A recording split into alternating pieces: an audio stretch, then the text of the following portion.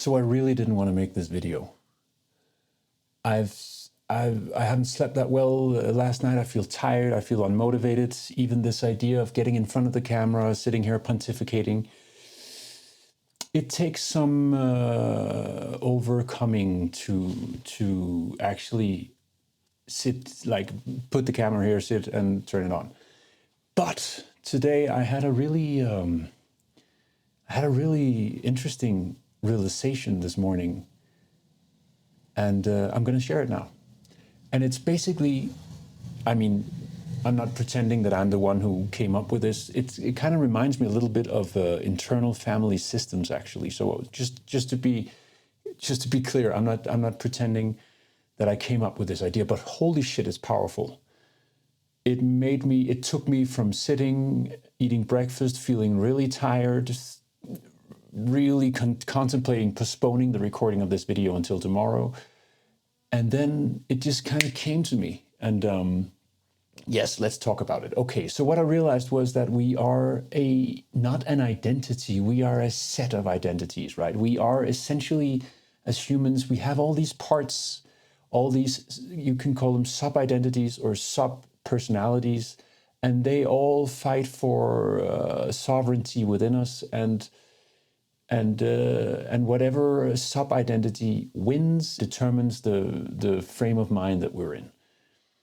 But we don't realize that this is the case. What happens is typically whenever any sub part of us takes over and becomes our present way of relating to reality around us, we make the giant mistake of thinking that this sub-personality is the whole story of us, that we are it, that this sub-personality is what we are. And that is not the case. But the cool thing about being this kind of an amalgam of personalities is that we get to choose. But in order to be able to choose, we have to pass through certain realizations about this to avoid particular traps. And that is what I want to talk about today.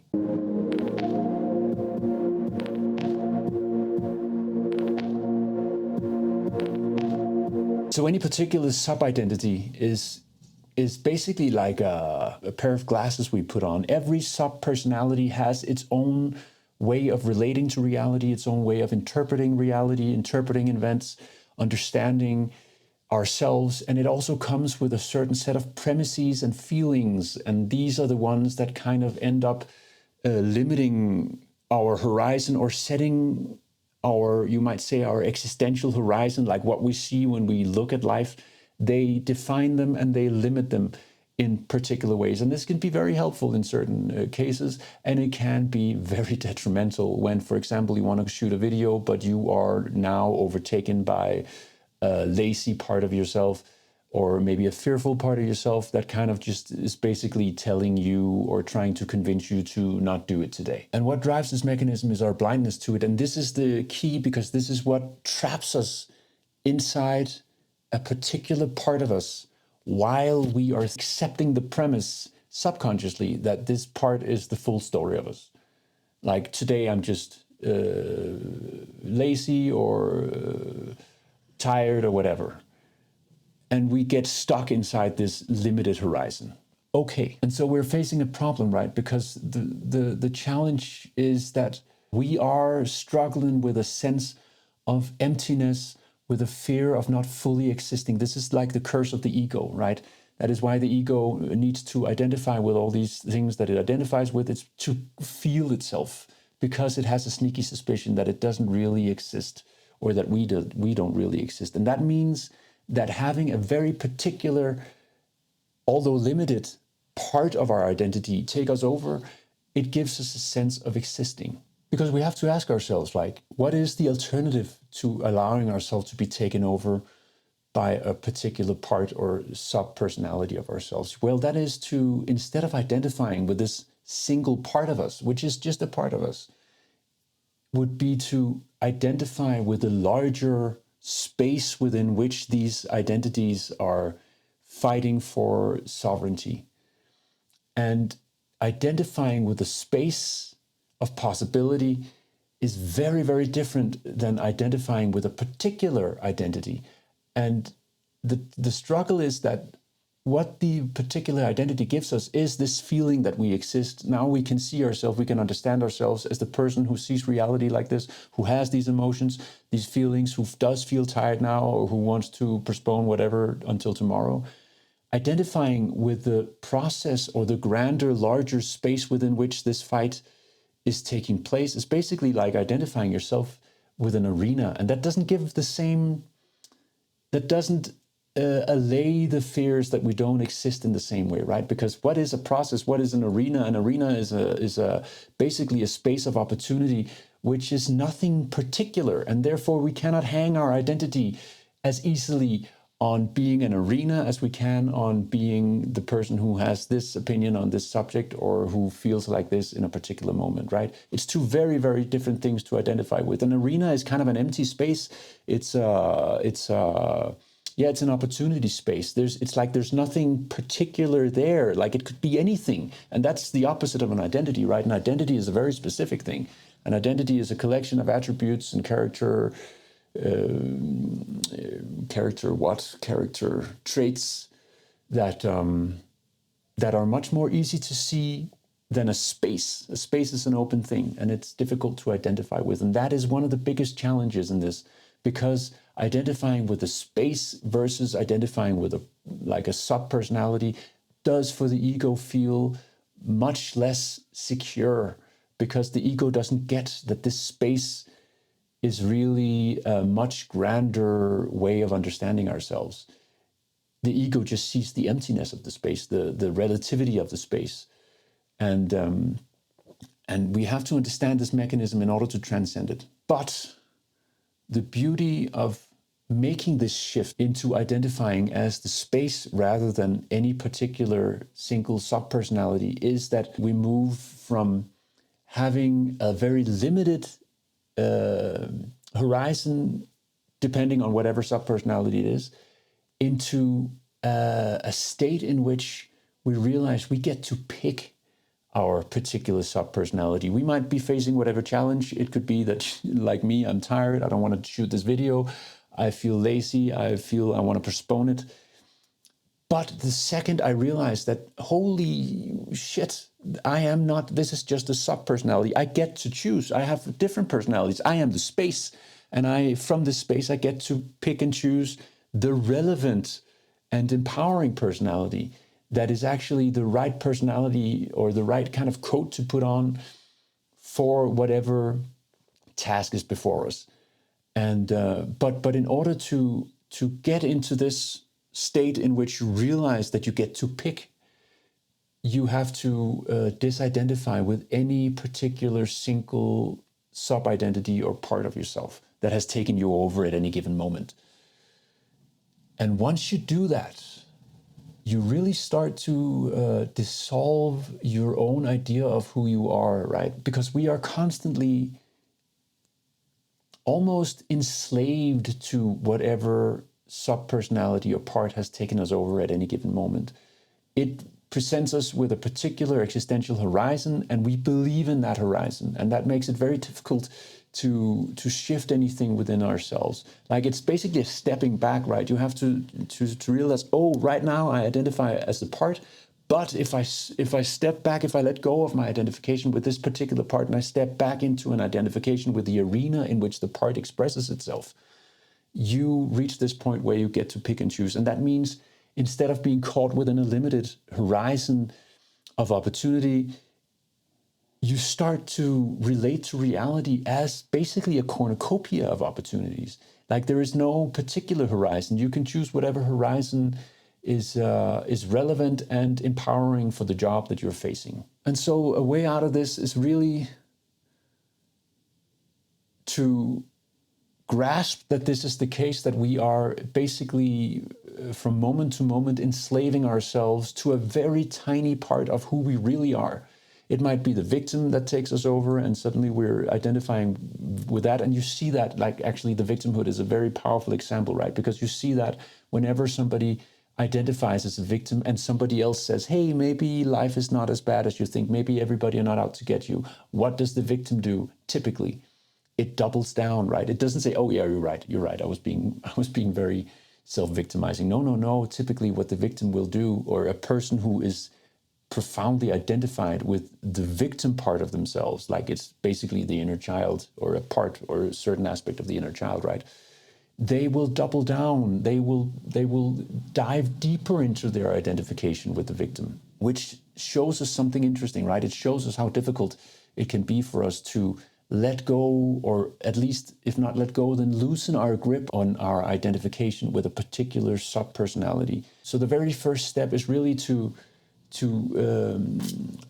take this step back and see the full show, not just see the particular sub-personality that has taken us over at this moment, but see that it is expressing itself inside an arena which is really the deeper truth of who we are. Once we get that, it makes it easier for us to loosen our grip on whatever sub-personality has taken us over, and basically zoom out or step back and start identifying with this space of potential personalities where we get to pick and choose.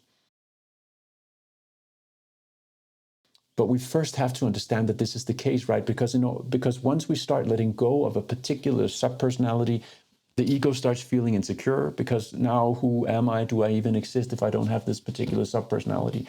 So we need to, it's kind of like a wall of fire, basically, right? We need to know that the fear of letting go of a particular sub-personality, it's just basically a paranoid idea. And once you actually do it and start identifying with this broader space, it's profoundly liberating. But for the ego, it feels scary, and therefore it doesn't want to do it. And therefore we have to understand before we try to do it that letting go will feel like fear, but eventually, once we step through the wall of fire, we will reach a kind of liberation which is much richer and much more empowering than whatever sub-personality has taken us over at any given moment.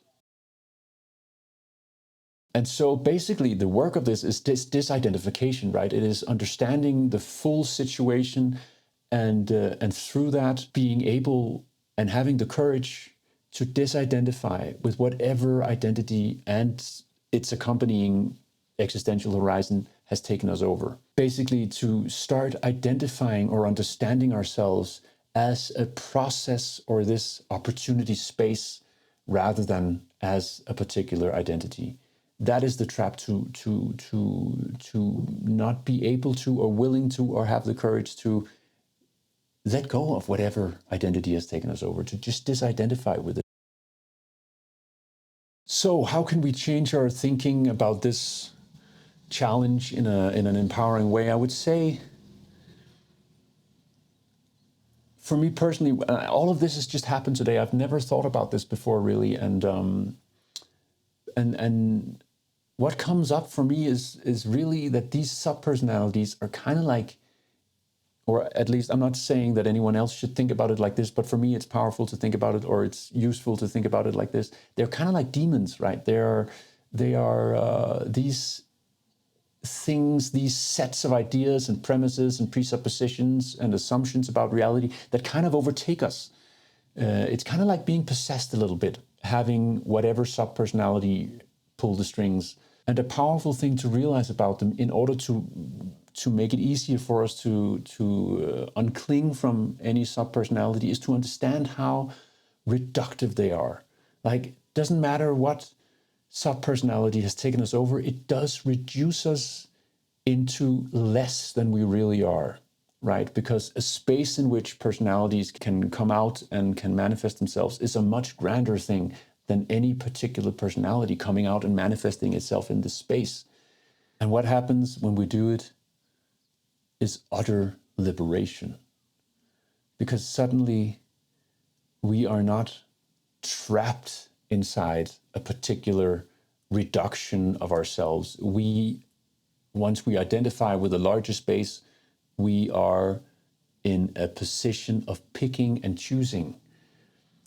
And that means we might wake up one morning feeling tired, having to record a YouTube video, feeling ourselves constantly thinking about postponing it, feeling how hard it is to be me, that I have to get in front of a camera and talk about these interesting things. And once we catch ourselves and we just realize that this is not me, this is just a sub-personality that has taken me over because I'm tired or whatever, it might have good reasons to have taken me over. But I don't have to identify with it. I can identify as a larger space. And therefore, once I do that, I start viewing this particular sub-personality as what it is, which is not as the full story of me, but just as an element of me. And once you realize that, you realize you have other elements, and now you can start picking and choosing the particular sub-personality that would be more empowering for you in whatever situation. And that is almost a godlike capacity to have, right? Because that means, who am I?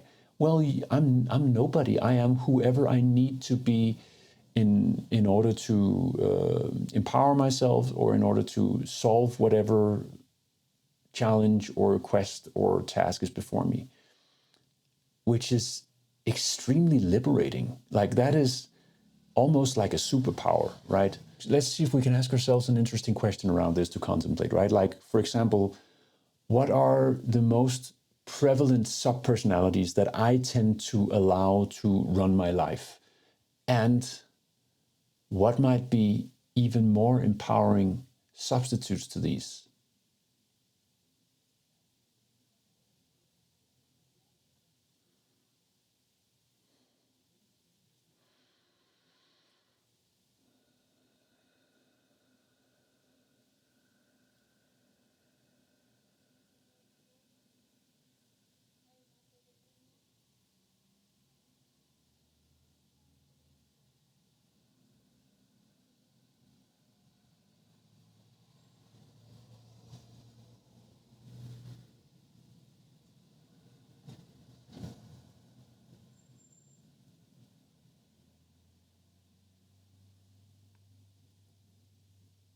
For me personally, I find I have this narrative about myself that I'm lazy, that I have to be very firm with myself in order to get stuff done. And there is some truth to that. I think I have allowed a part of me that wants to have fun and pleasure to maybe become a little too prevalent in my mind. And so one of the things that I notice is that this lazy sub-personality often takes me over. But I also notice its opposite, right? The burning desire to create something of importance, something meaningful, and sharing it with the world. It can be very powerful as well. And after today, like it was today I realized this, I get to choose which one I allow to take me over. Once I am able to step back and realize that there is a choice to be made, that I'm not just stuck in whatever personality has taken me over. Other kinds of sub-personalities that I allow is sometimes in social situations, I allow a very, I would say, weak and insecure personality to take me over in certain situations. Other times I am taken over by a totally confident personality that basically doesn't give a shit what people think about me. I will just be my own authentic self, and I couldn't care less. If somebody's pissed, I really do not care. Like, I will talk to them, I will speak to them, I will try to explain why I'm doing or saying what I'm doing or saying. But ultimately, if somebody's offended, it's their problem. Like, that's also a very stark dichotomy between two sub-personalities I have. And it can be very difficult to shift from one to the other unless you make this step of understanding yourself as the space in which they manifest themselves. I could go on. Obviously we all have many different kinds of sub-personalities, and they're all vying for influence within us. But I would like to hear what yours are. Like, what demons or ghouls do you allow to take you over, and what might be some of the alternatives that would be more empowering? And also, I would be curious to hear, is it more true to see ourselves as the space within which these subparts vie for influence, rather than identifying as the parts? As I said, I haven't thought a lot about this, and so I would be curious to hear what you think, or what anyone thinks. Because it seems to me that If we can shift our identification from the parts to the space, well, then